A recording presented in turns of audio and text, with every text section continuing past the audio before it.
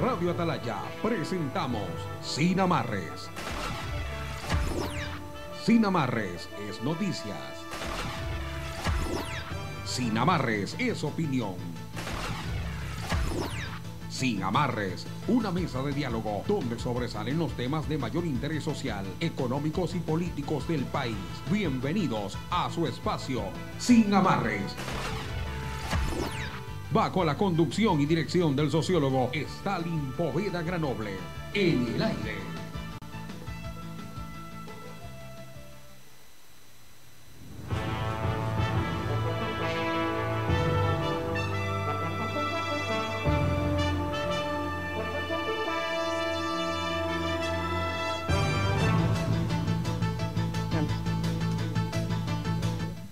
De la mañana con 30 minutos, 6:30 en punto, y nosotros le decimos muy buenos días. Gracias por estar junto a nosotros, por supuesto, en su programa de análisis y opinión Sin Amarres, que se transmite de lunes a viernes a través de las ondas sonoras de Radio Atalaya 680 AM.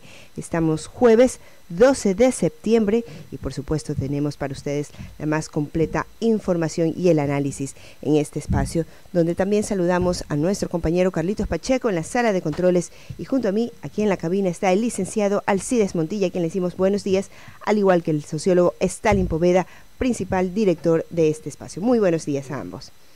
Buenos días ecuatorianos. Teresa Marchán, gusto en saludarla. Muy buenos días. Nos ha comunicado que la salud de su mamita está bastante bien, por lo que nos alegramos. Muchas gracias. Alcides Montilla, ¿cómo está usted? Buenos días. Stalin, buenos días. Estamos jueves, ¿cuánto? El jueves 12 de septiembre. 12 de septiembre. Espera un ratito que mañana es viernes y ahí se le vamos a decir. No, tranquilo, no es para que usted se vaya a preparar. Me voy a preparar. Carlitos Pacheco, qué gusto saludarlo.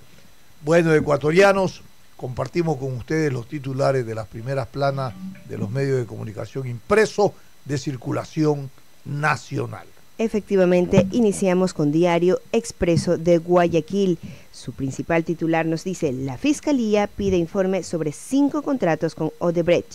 3 días contados desde lunes y que vencen el día de hoy, tiene la Procuraduría para remitir a la Fiscalía un informe sobre el análisis de control de legalidad de 5 contratos firmados con la constructora brasileña Odebrecht, que superan los 1.500 millones de dólares. Se trata de una de las últimas diligencias dispuestas por la fiscal Diana Salazar dentro del caso Sobornos 2012-2016, en el que está implicado y con orden de prisión ya el expresidente Rafael Correa y otros ex altos cargos de ese gobierno. Bueno, y vamos a antes que leer las portadas, saludamos a la audiencia de Atalaya y también a Carlos Pacheco, que no lo habíamos saludado, al igual que también a Teresa. Bueno, vamos a leer los 5 titulares que nos traen la portada del diario El Universo en su edición de hoy, jueves 12 de septiembre del 2019. La primera nota es una que tiene relación con los incendios forestales que también ocurren en el Ecuador y en particular en la zona de Carchi, con una foto donde se ve pues el incendio quemando lamentablemente una cantidad de árboles. Dice El Universo: 3 días de fuego en la zona de Carchi. Las llamas afectan desde el martes a una zona forestal de Maldonado en Carchi. En Loja el fuego persiste en Quilanga. Por otro lado, la foto principal de Diario Expreso: la OEA, nos cuenta esta foto, la OEA discute activar la fuerza en Venezuela. El camino para el uso de la fuerza militar extranjera en contra del gobierno de Nicolás Maduro. Se abrió espacio en la OEA con la activación del TIAR, una especie de OTAN americana. En la frontera con Colombia, los militares que respaldan a Maduro hacen prácticas de guerra desde el lunes, y precisamente esta es la imagen que muestra Diario Expreso, donde se ve a un grupo de militares, tanques y helicópteros en la frontera.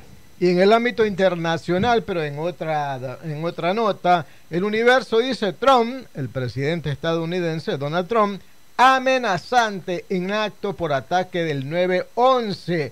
Trump prometió golpear más duro que nunca a los talibanes días después de su cancelación de una cumbre con el grupo terrorista que hubiera sido histórica. Y otra nota que tiene que ver con el trabajo legislativo en nuestro país. Asamblea quiere 40 millones más. Hoy el Pleno aprueba el presupuesto para el próximo año. Y también en el orden migratorio, Ecuador habilita permiso de tránsito para migrantes venezolanos en nuestros puestos fronterizos. Esperaban ayer una notificación oficial de lo anunciado por el canciller en una entrevista de prensa.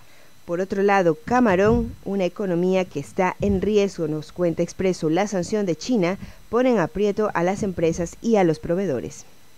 Y en el ámbito local, el Universo dice: reservas de casas bajaron el 3.4% en Guayaquil este año. Se refiere a los compromisos que adquiere la gente al querer comprar una vivienda, y pues ha bajado ese tipo de negociación, las reservas, en el 3.4%, dice el Universo. Por otro lado, también nos cuenta Expreso, Plaza Guayarte, un foco de contaminación. La plaza usa pozos sépticos. Según expertos, el ruido afecta también a la fauna. Y finalmente, el titular último de Diario El Universo se trata del tema deportivo. Cifuentes, se refiere a John Cifuentes, goleador del torneo 2018 del Campeonato Nacional de Fútbol, llega a Barcelona en periodo electoral. José Francisco Ceballos oficializó ayer el primer refuerzo de Barcelona para el próximo año, aunque él no sabe si el próximo mes los socios lo elegirán para un nuevo periodo en el club. Por otro lado, una lamentable noticia. En Ambato, 2 niños mueren calcinados en un incendio. La presunción es que los pequeños, que estaban solos, trataron de hacer una fogata en casa. Y así también en el plano local, inseguridad y basura rodean a estudiantes. El centro educativo Dolores Caguango, ubicado en Las Orquídeas, está rodeado de inseguridad e insalubridad. Y Expreso muestra una foto donde se ve claramente montones de basura alrededor de este establecimiento. De esta manera concluimos ya con la lectura de los principales titulares de Diario Expreso y Diario El Universo. Muy bien, agradecerle por esta lectura de titulares a nuestros compañeros. El día de hoy, jueves 12 de septiembre del 2019. ¿Usted sabía, mi querido Alcides, Dígame, que la empresa Odebrecht ha pedido, según el capítulo 14 de la ley en Estados Unidos, la quiebra? ¿Usted sabía eso? Oiga, yo le digo una cosa. No, ¿sabía o no sabía? Sí, bueno. ¿Sabe qué? No se alarme mucho, Dime. porque en Estados Unidos quiebras hay a millares de surgir, y no es necesariamente porque la empresa esté recontra mal financieramente hablando, sino que es un mecanismo de salvataje. Correcto. Se quiebra para poder recuperarse otra vez. En Estados Unidos. En unos casos, en otros casos no se recuperan nunca. No, pero en la mayoría hay una quiebra, se queda la empresa Ahora, depende, en ese estado, pero se vuelve a recuperar. No, porque pero le voy a decir ese es el objetivo de muchos, le voy a decir una cosa. no de todos. Depende por qué se plantea la quiebra. Por supuesto. Pero esta quiebra que se plantea por actos de corrupción y actos reñidos con la ética y la moral pública, esa es otra cosa. esa quiebra no se recupera. Eso es otra cosa. No, eso no. Le voy a decir una cosa. Nada, no. ¿Cuál es el efecto que esto genera a nuestro país? Que el Ecuador llegó tarde, pues, a la pretendida reposición o reconocimiento de valores por los daños que se ha causado, porque declarada la quiebra, como entraron otros países como Perú, Colombia y Brasil, que sí hubo esta reparación, no, Ecuador llegó tarde a esto, pues si ya está declarada la quiebra, ¿cómo va a pagar, pues? ¿Ah? Oiga, yo le digo una cosa. ¿Qué le parece? Yo le digo una cosa, a propósito de Odebrecht. La Contraloría mantiene 45 procesos de investigación en el Ecuador. La Contraloría. No se sabe cuál ¿Contra es el quién? monto. Contra Odebrecht. 45. 45 procesos. No Ya. se sabe el monto de todos esos procesos, porque todo tiene que ver con irregularidades que tienen que ser subsanadas mediante el pago de una indemnización. ¿Verdad? Yo, Contraloría, le detecto a usted, Odebrecht, una irregularidad en un proceso de tipo técnico, de tipo económico, presupuestario y lo que sea. Usted tiene que devolverle al Estado, pues, una especie como resarcirse al Estado. Se estaba pretendiendo Todavía aquí. no se sabe el monto. Pero aquí se estaba Imagínese pretendiendo usted eso. que sean $1.000 millones. La Quiebra de Odebrecht en Estados Unidos, ¿cómo va a quedar el Ecuador? No, pues no, ya llega tarde. Pues. ya no puede O sea, cuando resarcir. usted llega a la fiesta, cuando ya se ha terminado Ya la cuando comida, está quebrada la el compañía, cake, pues. la orquesta se ha ido, ya no hay nadie quien responda. Bueno, la Fiscalía pide informes sobre 5 contratos con Odebrecht, 5 más. ¿Cuántos contratos tenía Odebrecht? Nos ha dicho la Contraloría o nos ha dicho este gobierno, ¿no? ¿Cuántos contratos y el monto que tenía Odebrecht, directa e indirectamente? Mi querido Alcides, primera interrogante. Primera interrogante. Contratos que No todavía sabemos, no terminan de investigarse. no ¿sí sabe? sabemos cuántos contratos contrató, valga la redundancia, Odebrecht con el Estado. No sabemos. No sabemos cuál es el monto. Lo único que sabemos es que hay 14.5 millones de coima y de soborno. Pero no sabemos cuánto fue el lucro cesante que se ha entregado, que se ha afectado al país por las obras que se han entregado con déficits técnicos y operativos. Eso todavía está pendiente, hay que evaluar, imagínese usted. Y no sabemos todavía por qué no se llaman los fiscalizadores, a los administradores, a los de los comités de aprobación, lo que sea. Bueno, pero yo le digo una cosa, mi querido Alcides. Me va a contestar a algún fiscal y y me va a decir, oiga, es que es un ejército de delincuentes que hay que investigar, sí, y pues. no nos alcanzamos. Realmente, imagínese usted, si a cada uno los empieza a llamar, no van a terminar, no van a cerrar estos casos nunca, porque habrá tanta gente y tantos testigos. ¿Por qué crees que cerró el día lunes la parte de la indagatoria, de la indagación, la ministra fiscal Diana Salazar? Porque ya, imagínate lo que venía atrás. ¿Qué le interesa a la contraparte? Pedir diligencias y testimonio de 10.000 personas. Esto es como cuando los arqueros de fútbol se tiran, se lesiona para quemar tiempo y el partido no termina, se prolonga y se prolonga y se prolonga. Claro. Oiga, déjeme decirle algo, mire. Félix Martín, representante de Odebrecht para Ecuador, dijo que se busca una cuantificación del impacto de los hechos de corrupción a nivel social y económico de los países. Sostuvo que no existe, escuche, no existe una fórmula precisa para calcular la indemnización económica. No hay, pues. Ni siquiera hay Oiga, ¿y usted sabe una cifra, una fórmula. ¿Y cómo vamos a pedir resarcimiento de los fondos? Claro, no hay. Y usted sabe una cosa. Sí. Claro, para eso son los supuestos acuerdos. Claro, pues. Cómo se ponen de acuerdo en los montos y los mecanismos. Exacto, pues. Pero usted sabe una cosa, que el patrimonio de Odebrecht está intacto. Oiga, por supuesto que tiene que estar intacto. ¡Intacto! Si una empresa que en todos los una países... multinacional en el mundo. Grandes contratos. ¿Por qué está intacto?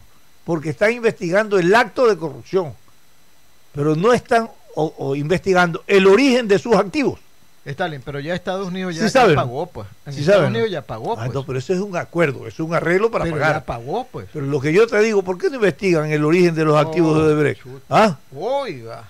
Y se queda sin patrimonio. Mete la mano y sale. Pero por favor, es ahí donde hay que atacar, pues. Porque el otro día leía un informe en Brasil que decía, bueno, todo este proceso donde se acusa a Odebrecht y se investiga, se está investigando el acto de corrupción y de soborno. Claro. Pero su patrimonio está intacto. No investigan el origen de su patrimonio. Oiga, por un lado mejor que esté intacto, porque con eso porque pueda pagar. Exacto. Pues. Está intocable. Y usted sabe que para que le puedan meter la mano a ese activo, tienen que ir también a un juicio, pues, a un proceso. Imagínate tú cuál es la figura que se lo van a montar. Oiga, yo diría que mejor es que se pongan de acuerdo rápido. Yo creo que debe de hacer, global, debe haber. Si no vamos a alcanzar ese dinero nunca. No va a haber una fórmula perfecta. Va a haber acuerdos y va a decir, ¿sabes qué? Dame 1.000 millones, dame 2.000 millones, dame 500 millones. Bueno, y van todos a tomarse la foto y decir, por lo menos algo se recuperó. Yo lo único entonces, ¿cuál es la desesperación? Sí. La única vía más rápida, fíjate cómo es así de esto, para resarcir los daños económicos que se le ha causado al país, es esta negociación de partes. Porque por la vía legal, la recuperación del dinero. No. Chica, hermano, eso va a ser. Hay un acuerdo. Mire, del acuerdo, usted, Stalin, va a ver que aquí en el Ecuador van a salir a criticar que por qué hicieron un acuerdo. El acuerdo ocasionó que el Ecuador reciba una minúscula cantidad de dinero, etcétera, etcétera. Pero Esperemos pues entonces por la vía legal a ver cuándo Odebrecht nos va a pagar, si no sabemos ni siquiera la fórmula de la compensación, o sea, ni siquiera la fórmula para empezar, ni siquiera la fórmula. Por eso digo, mejor es, hagamos un acuerdo, ¿va? Que en la que el Ecuador salga ganando porque va a tener dinero, mi por querido lo menos. amigo, Y vamos a ver por primera vez que se va a devolver la plata de la corrupción. Yo le voy a decir una cosa, hermano. Yo prefiero que no me devuelva Odebrecht si en esa negociación él vuelve a contratar con nosotros. No, ya dijo el presidente. Ya dijo el presidente que no. Yo creo que no, yo no creo que El vayan presidente termina su periodo en 2 años. Sí. Y después de que el presidente se va, todo lo que él puede dejar establecido, el otro gobernante lo tira abajo. No creo, y te voy a decir una cosa, ¿usted no cree? Que algún Mire lo que haga eso, oiga, pero ¿y qué hizo Correa? Oiga, Habla de mentecatos. ¿Qué hizo Correa? Correa fue, primero los expulsó sí fue un y dijo: sobre mi cadáver regresarán a contratar. ¿Y qué pasó 2 años después? Ese sí fue un dígame, ¿qué pasó? El mismo gobernante que los expulsó los trajo y siguió con la línea de corrupción. Puede ser que lo Entonces, todas estas cosas deben de dejarse blindadas, mi querido amigo. Debe pasarse una ley donde se diga: prohibido contratar con todas las empresas que estuvieron involucradas en actos de corrupción. No, los acuerdos que se han llegado de compensación no pueden ser revisados por nadie. Punto, hermano. No, yo no hablaría de una ley. Bueno, yo lo pondría en la Constitución para que sea más complicado quitarle la Constitución. Donde sea, pero en todo caso, hermano, para tú frenar las inconductas que hay en el ejercicio del poder y de la política, tienes que hacerlo de esa manera. Si no, las cosas se van a recapitular y la historia de nuestro país es un corsis y ricorsis. ¿Sí se ha dado cuenta? Sí. El que viene, que dice que iba a refundar el país, lo refundió. Y el que llega, que lo va a sacar de donde está refundido, ¿no es cierto?, para refundarlo, vuelve a hacer lo contrario de lo que el otro hizo. Entonces, estamos en ese círculo vicioso, mi querido amigo. Entonces hay que ya definir una política de largo aliento, un proyecto histórico, de largo aliento, de gobernabilidad, de gestión, de productividad, ¿entiendes? Para que de esta manera se pueda sostener ese escenario político, económico de desarrollo del país. De lo contrario, no lo vamos a tener. Oiga, aquí hay una información que complementa lo que estamos hablando. Dice, según el Departamento de Justicia de Estados Unidos, escuche, Odebrecht pagó 788 millones en comisiones ilegales por más de 100 proyectos de construcciones públicas en 11 países de América Latina, así como en Angola y Mozambique en África. 700 millones. Pagó en comisiones ilegales 788 millones. En todos los países de América Latina, incluido los servicios, aquí dice que son 33.5. 33.5. ¿Se acuerda que dijeron que era la comisión que había pagado en Ecuador 33.5? En 11 países de América Latina y en Angola y Mozambique, en África, 788 dígame una millones. cosa, ¿de qué monto? Por supuesto, es lo que le estoy diciendo a usted, pues. 700 millones de dólares en 20 países. ¿Cuál es el monto sumado en los 20 países? Ha de ser el 0,0. No, pues por eso es que es facilito para ellos. Toma, reparte, pues.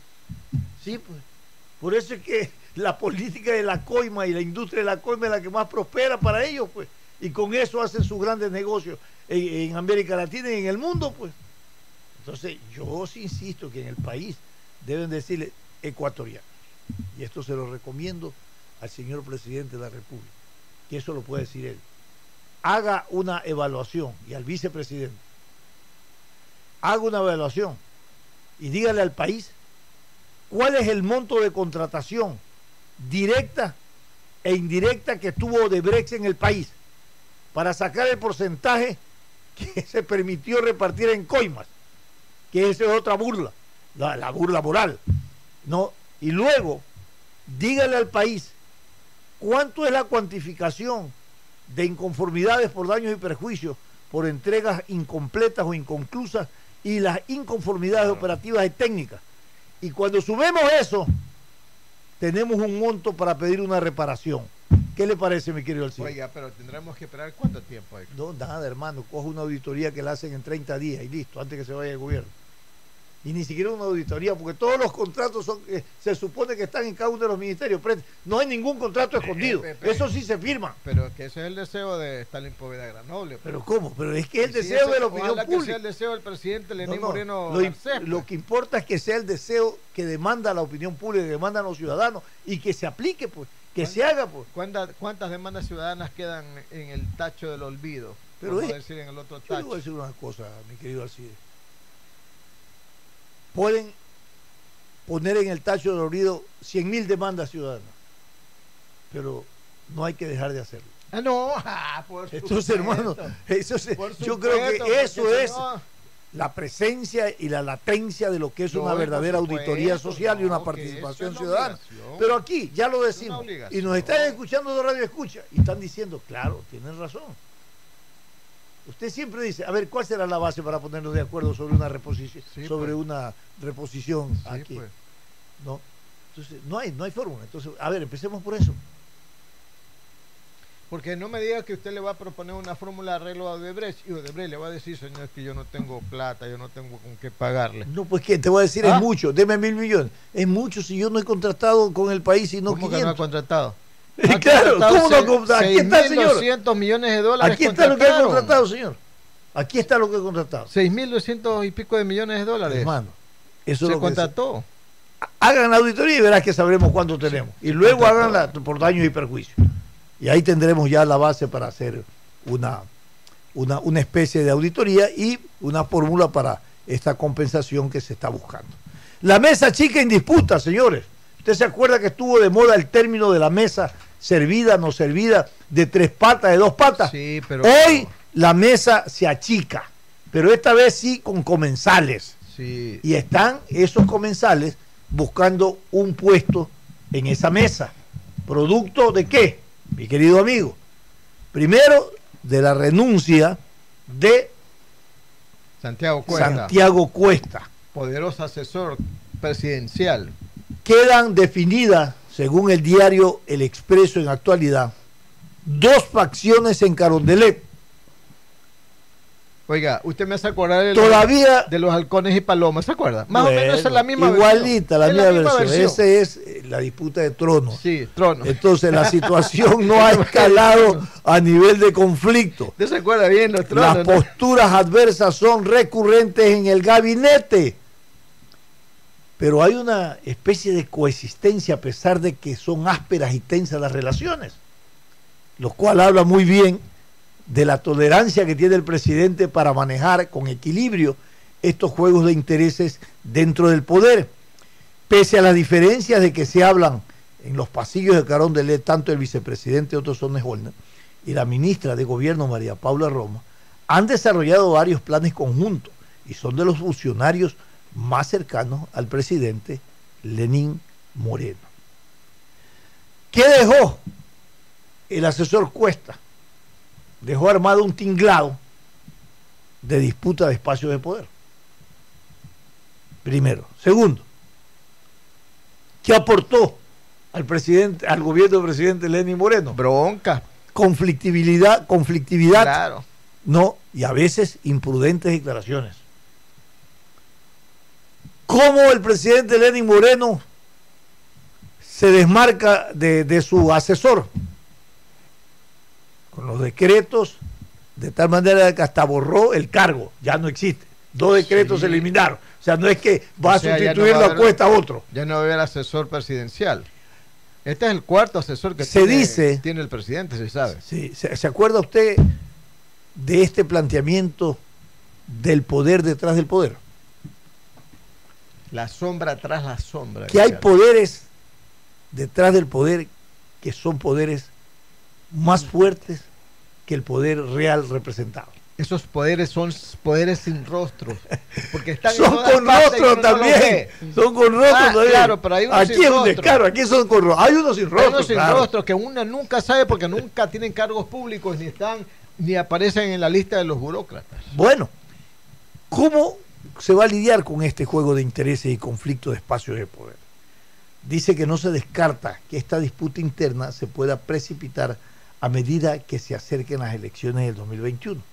¿Por qué los dos, tanto el vicepresidente como María Paula Roma, tienen aspiraciones presidenciales. 3 tienen aspiraciones presidenciales. Por lo menos los 2 que detentan los espacios de poder. El presidente y el vicepresidente María Paula Romo. Si falla Por uno, eso, viene el otro. es María Paula Romo, es otro, el vicepresidente. ¿Cuál es el tercero? El presidente, que le están preparando al presidente Lenín Moreno un trono publicitario de las obras que hace el gobierno para un poco resarcir la imagen que tiene el pueblo respecto a que él como que no hace obras, como yo que le voy no a decir una cosa, como que no pone su sello y su firma en asuntos que tienen que ver con decisiones del gobierno. La impronta de Lenín Moreno durante estos 2 años para la conciliación nacional y la gobernabilidad, ¿sabe cuál fue? Declarar insistentemente que él no está interesado en una reelección ni en la política partidaria. Eso lo dijo en su momento. No, en la política diciendo. Hay momentos y momentos, Stalin, usted sabe bien. Yo estoy hablando de los resultados. Hasta ahora, esa declaración es que le ha dado resultado de conciliación nacional. Porque si él hubiera desde el principio dicho voy a la reelección, este país fuera peor y un caos. Fuera otro cantar. Pero entonces, hay que reconocer, déjame terminar la reflexión. Hay que reconocer que hasta ahora el presidente Lenín Moreno ha tenido nobleza con él y para el pueblo, en confirmar y reconfirmar que no es su interés ir a una reelección y que no es su interés hacer proselitismo político desde el poder. ¿A dónde nos lleva eso? Nos lleva a buscar alternancia dentro de ese gobierno. Pero un gobierno, fíjate cómo es que la política tienes que verla en la distinta área, en la coyuntura. Pero un gobierno, vamos a asumir por absurda que sea la hipótesis que decida Lenín Moreno ir a la reelección. ¿Con qué elementos va a ir a la reelección? Si tiene 12 y 10% de credibilidad. Pero yo te digo por qué. Pues. Déjame decir, no por qué. ¿Con qué elementos va a ir? Es que yo te lo porque si tú tienes un gobierno tan desgastado, es un suicidio político ir a solicitar una reelección. Entonces luego dice, tú me podrías preguntar, ¿y los otros que están ahí como vicepresidente y como ministro? ¿No? ¿Con qué carácter? Van con los mismos indicadores de gobierno porque están dentro del gobierno. Pero tienen particularidades individuales. Otto Sonnenholder tiene particularidades individuales, joven, rostro nuevo en la política, dentro de la crisis de representatividad que hay y la atomización de tendencias que va a haber hoy, así como han llegado alcaldes con el 12%, van a llegar presidentes con mínima votación. Y es ahí donde cuadran estas opciones. Entonces, lo que yo pienso, y bueno, y no quiero asegurar, porque como tú dices, en política todo puede pasar en el último instante, es que lo que menos probable será que Lenín Moreno aspire o declare o confirme o determine que va a ir a una reelección. Yo creo que ahora, en este momento, y mucho más adelante, porque para ir más adelante, mi querido Alcides y Teresa, uno no ve que mejore la situación del país, va a empeorar económica y políticamente. Ninguna de esas reformas como se las está planteando van a pasar y se va a generar reforma tributaria y laboral y que se va a generar un conflicto que en tal 2 semanas dice que la van a enviar, que de los 10.200 millones que van a entregar el Fondo Monetario Internacional, grábese usted, no se los va a entregar, se va a entregar una parte. Bueno, hasta ahora han entregado 2.200 2.200 millones. Sí han entregado. Falta, señores, casi el 80%. Pero déjeme decirle, y para llegar a tener esa legitimidad, ¿no? y esa reputación, el gobierno, para tenerlos, esos dineros, que de alguna manera establece el compromiso hasta el 21, tiene que, señores, hacer lo que está esperando el Fondo Monetario Internacional. Pero déjeme decirle algo, mire, a propósito de la probabilidad, y esto es una simple suposición que voy a hacer a título personal, de la probabilidad de que el presidente sea reelegido o que el vicepresidente también busque la elección. No hablo de la María Paula Romo porque las circunstancias de ella recién aparecen como probable precandidata. Todo el mundo tiene derecho a ser candidato, hermano, pero van a salir 20 candidatos. Mire, a propósito de la designación de Gabriela Roba, ¿verdad?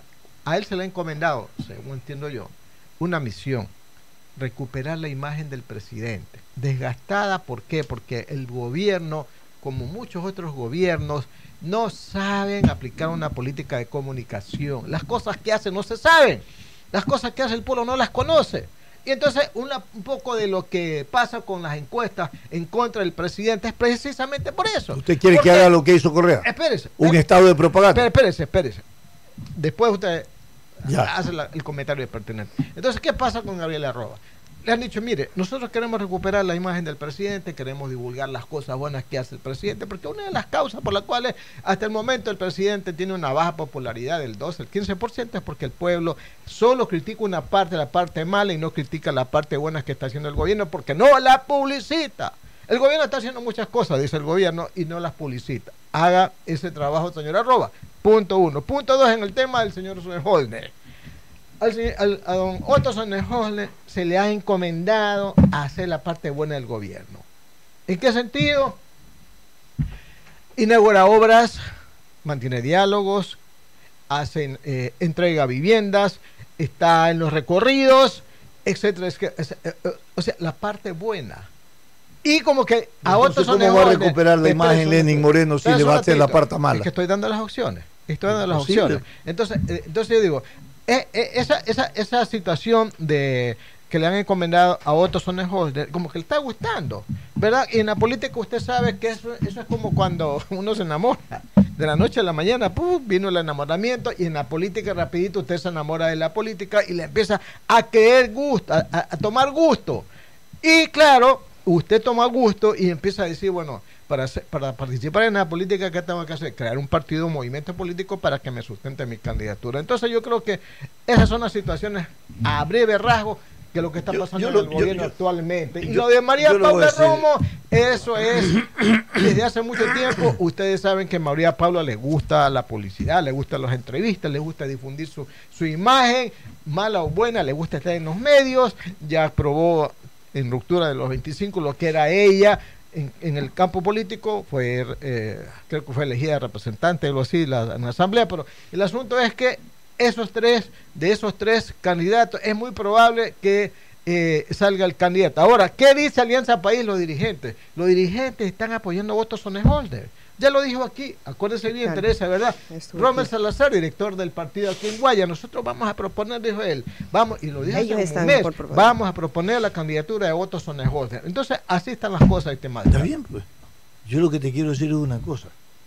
En tu análisis, si que lo han nombrado Gabriela Roa para posicionar la imagen de Lenín Moreno, que está desgastada, con lo que hace Ramón Sonnenholder, lo están hundiendo, con lo que hace Otto.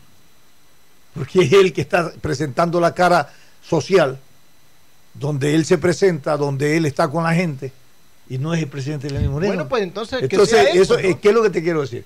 Que eso refleja que el presidente Lenín Moreno no tiene interés en esto, en la política, como lo ha venido declarando. Es para mejorar la imagen del gobierno como tal, no claro, tanto de Lenín Moreno. No tanto de Lenín Moreno. Ahora, ¿qué es lo que te quiero decir? En política no puedes afirmar nada como contundente. Por supuesto, no puede. Pero en tu simulación de escenarios y análisis de coyuntura, tú tienes que ver cómo se han ido desarrollando los temas. Por eso. Después de 2 años que ya más o menos tiene este gobierno,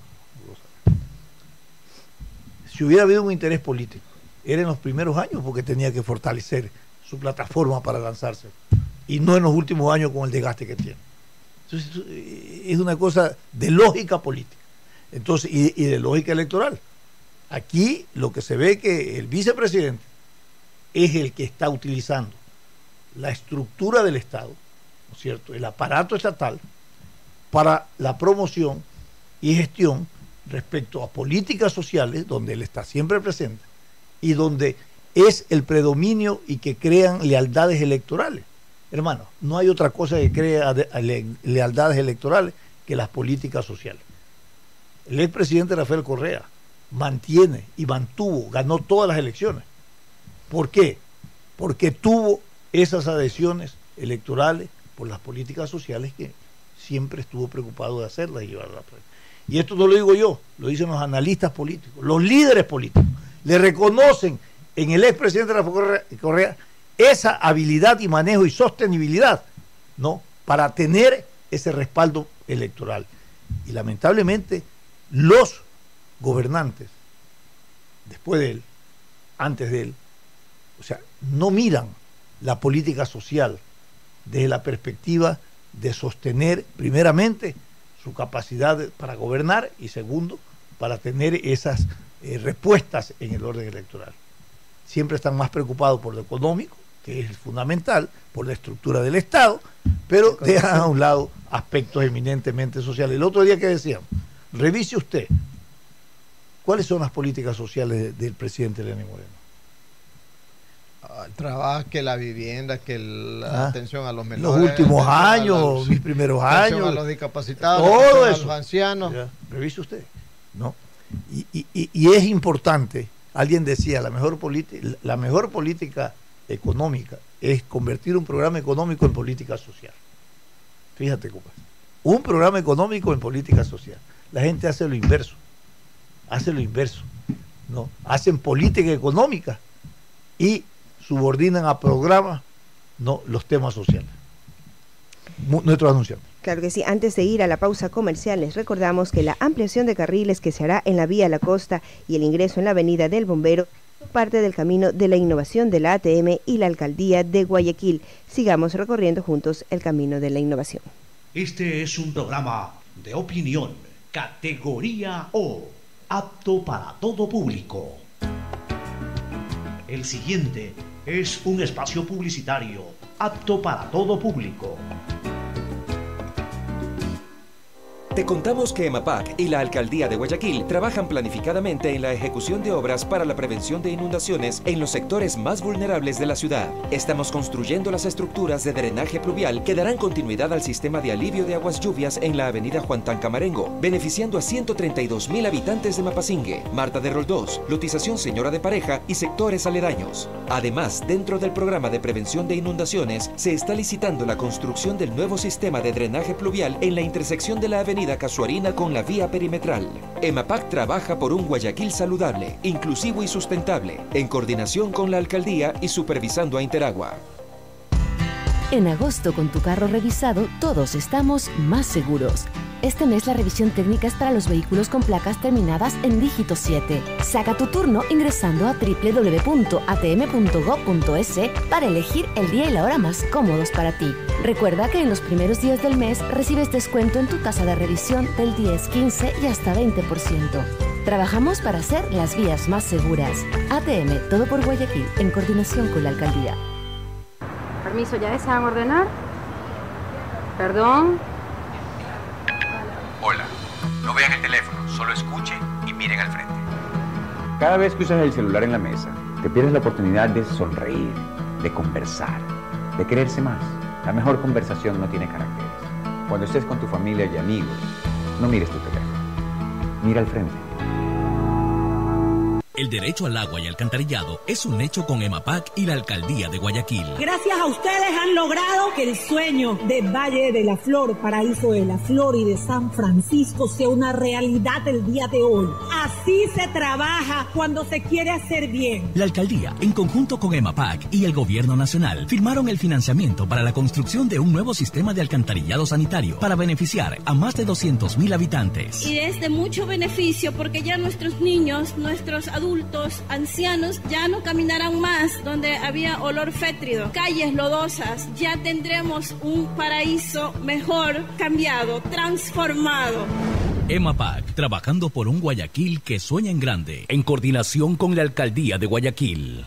En solo 5 minutos puedes obtener el sticker que te permite utilizar los parqueos exclusivos para personas con discapacidad físico-motriz en las oficinas de la ATM, ubicadas en el registro civil de la Marta de Roldós, llevando copia de cédula, copia del carnet de discapacidad, copia de la matrícula del vehículo, certificado médico otorgado gratuitamente por Asoplégica. Puedes llevar tu carro en persona o puede hacerlo un familiar en el mismo lugar. Personal de la ATM colocará los stickers. Estamos trabajando para hacer espacios más inclusivos.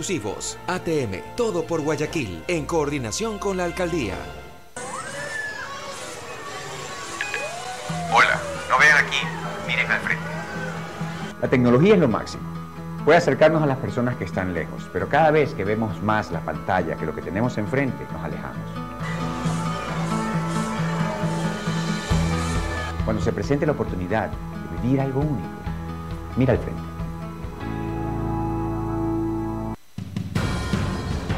Radio Atalaya es opinión política, porque tenemos las voces más reconocidas en el análisis noticioso y político del país. Síguenos por Atalaya, credibilidad y pluralismo democrático en la información.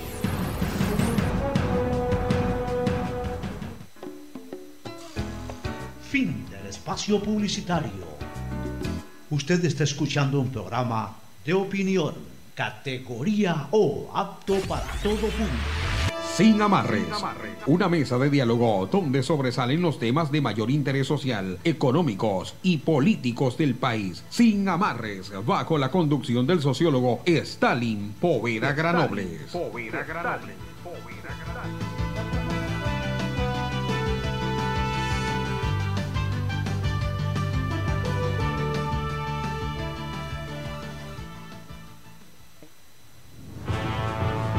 Compañía de Sin Amarres. Son las 7 de la mañana con 10 minutos.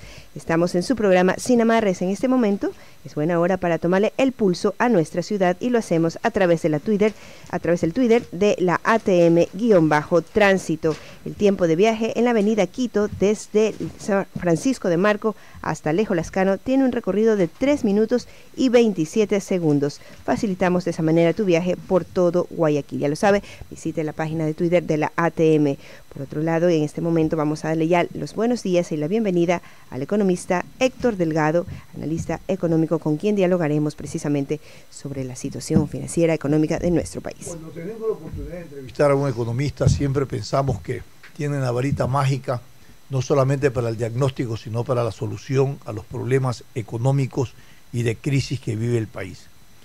Pero en la práctica, la solución de la crisis económica no atraviesa por otros componentes que tienen que ver con la crisis de gobernabilidad, política, participativa, de dependencia y de acuerdos a nivel internacional, pero fundamentalmente cuando hablo de gobernabilidad, hablo de los roles que tienen que jugar cada una de las instancias del Estado a nivel de la Asamblea Nacional y otras instituciones para generar reformas que posibiliten una dinámica y sostenibilidad en el desarrollo económico del país. Y le queremos preguntar en ese marco referencial cuál es su visión respecto a las reformas que en lo económico van a llegar a la Asamblea Nacional y que tiene que mandar que tiene que enviar el Ejecutivo, que en lo laboral también van a aterrizar en la Asamblea Nacional. Y se considera que ahí no hay consensos para su aprobación de la perspectiva que tiene el Ejecutivo y cómo ha concebido esta reforma. Buenos días y bienvenido. Buenos días, muchísimas gracias por la invitación. Y bueno, algo de lo que pude escuchar antes de la entrevista, que se hablaba del tema social, económico, y sí, ¿no? Va bastante de la mano, ¿no? El tema social, económico y político, ¿no? Mucho más allá de las medidas económicas que el gobierno ha puesto sobre la mesa, como reformas laborales, por ejemplo, es una de las que está dentro de la agenda que se tiene que tocar, ¿no? Hay que pensar, bueno, el gobierno está políticamente tan fuerte para tocar estos temas bastante sensibles. Esa es la pregunta que nos tenemos que hacer. Yo he tenido la oportunidad de hablar, por ejemplo, con algunos ministros, por ejemplo, el ministro de Trabajo, y el momento que él comienza a explicar, ¿no?, estas nuevas reformas, se puede entender por qué. Claro, no es lo mismo preguntarle a la persona que está trabajando actualmente que la persona que no encuentra trabajo, ¿no? Si comenzamos a hablar con personas que no encuentran trabajo, van a estar en su mayoría a favor de estas reformas laborales. ¿Por qué? Porque estas reformas laborales lo que buscan es, primero, disminuir la informalidad. Tenemos que ser conscientes que hay mucha informalidad todavía, ¿no?, en temas de emprendimiento, temas de pequeñas empresas. Ven la forma de que no asumir ese costo bastante elevado en el momento de contratar y despedir. Esto es lo que en teoría debería es dinamizar la contratación. Pero más allá de dinamizar esta contratación, hay algo que también que es bastante cierto. Para que el empresario o el inversionista contrate, debe haber demanda. O sea, es decir, la ciudadanía debe requerir los productos. Y si es que no hay mayor demanda, pues simplemente pues el inversionista no va a contratar.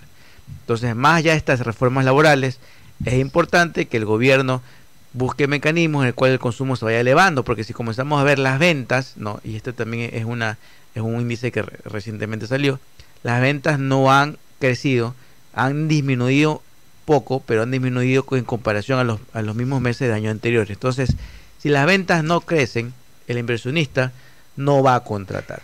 Por más allá que haya todo este escenario, todo este ambiente de reforma laboral, de hacer que los empresarios puedan contratar mucho más fácil, ¿no? En el término laboral se discute 3 reformas. La primera, la jornada especial de 40 horas que puede repartirse entre 6 y hasta 12 horas diarias. Luego, un contrato de emprendimiento. Y tercero, la reducción de recargos por contratos eventuales y ocasionales. ¿Qué le parece? Sí, o sea, dentro de los tres puntos son bastante viables. Por ejemplo, en el tema de contrato de emprendimiento, ¿no? Se habla que son 3 años, pero ahí también tenemos que saber, no es que son para todos 3 años, ¿no? Dependiendo del tipo de negocio, pues se puede llegar hasta 3 años. Si yo presento un proyecto y este proyecto me dice, ¿sabes qué? Para este proyecto yo necesito 4 personas y por A o B motivo contrato a las 4 personas, saco a uno, me quedo con 3, ya no después de 2 o 3 meses puedo contratar otra vez a otra persona adicional. No, ya tú dijiste que eran 4, perdiste 1, el siguiente adicional que tú has contratado debe ir con el contrato normal, ¿no? Eso ayuda mucho porque sabemos que el Ecuador es bastante emprendedor, pero sin embargo siempre las empresas se están cayendo y la mayoría de estas muertes, de estos emprendimientos surgen en sus primeros 3 años. El tema de la flexibilidad, como se llama en temas de jornadas, que puede ser hasta el día sábado, también no va a ser posible que el empresario o el inversionista pueda contratar en su gran mayoría, contratar personas y que la mayor carga laboral sea el día sábado, por ejemplo, ¿no? Máximo cada día puede tener 8 horas. Entonces, si nos ponemos a ver, están estos 3 puntos van de acuerdo a cómo ahorita se está manejando la nueva generación, cómo se están manejando los nuevos sectores. Entonces sí podría estar bastante encaminado a lo que la realidad de ahora, la realidad se está manejando. En esta discusión también se habla de la posibilidad de un cambio en la jubilación patronal. Sí, se hablaba del tema de la jubilación patronal porque se dice que podría ser proporcional el número de años que el empleador tenga a esta persona y proporcionalmente podría ir aportando. También se hablaba de que la jubilación, hay 2 tipos de jubilaciones, que la jubilación patronal y la otra jubilación, una quedaba fuera, ¿no? Y la otra sí era obligatoria. Sin embargo, ese tema yo creo que es bastante sensible, ¿no? Porque recordemos que, por ejemplo, la Cámara de Comercio presentó como 25 puntos, de los cuales muchos son viables, otros creía yo que políticamente son casi que imposibles, ¿no? Porque son bastante sensibles. Ahora, yo quiero preguntarle cómo enfrenta el país los compromisos que tiene con el Fondo Monetario Internacional de cara a una recepción de 10.000 millones y algo más. Ahora ha recibido 2.200 millones y está en el segundo periodo de revisión. Y viene lo más fuerte, que son las aprobaciones justamente de estas leyes laborales y económicas y también de reforma tributaria. ¿Qué va a pasar si que estas leyes no se aprueban desde la perspectiva y visión que tiene el Ejecutivo para cumplir con los compromisos del Fondo Monetario Internacional? Sí, de hecho los efectos ya se están sintiendo, puesto que vemos que el riesgo país ya aumentó, ¿no? Ya automáticamente ya aumentó. Hay algunas reformas, dentro de las reformas que están como que comprometidas, esta reforma laboral, reforma tributaria, también hay reformas en el sistema financiero, por ejemplo, ¿no? Banco Central, reforma, hay también esta ley de emprendimiento. O sea, hay algunas reformas y leyes que se tienen que discutir y cada una de ellas tienen un plazo, ¿no? Sin embargo, no se ha cumplido hasta ahora ninguna. ¿Y por qué no mandamos, en vez de mandar en paquete todo metido ahí, mandamos las de mayor impacto? O mandamos las de mayor impacto. Sí, como lo que se quiere hacer como con el COIP. Se quiere hacer con el COIP. El Código Orgánico que es imposible aprobarlo globalmente, porque hay leyes hay reformas que realmente tienen que ver con la vida, con el aborto, con el uso del cannabis, y esas cosas son más ideológicas, ¿no es cierto? Y de valores. Las otras son más técnicas, más económicas. Entonces, un poco yo digo, ¿no? Así mismo desagregar este paquete de reformas y mandar las más importantes y las que puedan tener consenso, porque vamos a mandar un paquete y no hay consenso, entonces vamos a esperar que pase por el imperio de la ley.